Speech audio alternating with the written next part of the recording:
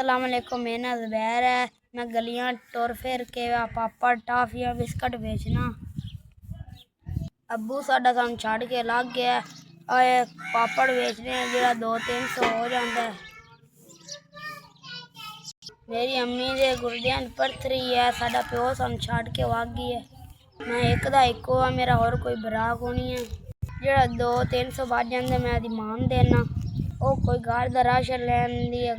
साडे घर का निज़ाम बड़ा औखा चलता है। मेरी मम्मा बड़ी बीमार है। कोई होर साडे सारा नहीं बन सकता। दवाइयां को पैसे कोई अल्लाह का बंदा राशन लैके दे, कोई अल्लाह का बंदा दवाइयां लैके दे।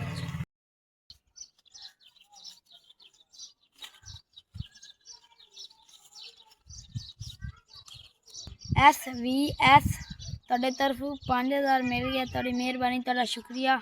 अल्लाह अदारे नूं होर घना देवे। अल्लाह पाक इन्हां इत्ता देवे इवें गरीबां नूं दित्ती रखे। अल्लाह पाक जेह्ड़े उंदे नाल जुड़े इन्हां नूं सेहत दे। अल्लाह उन्हां नूं हज करावे। अल्लाह पाक उन्हां दे मां प्यो नूं हज करावे। SVS तुहाडी मेहरबानी, तुहाडा शुक्रिया।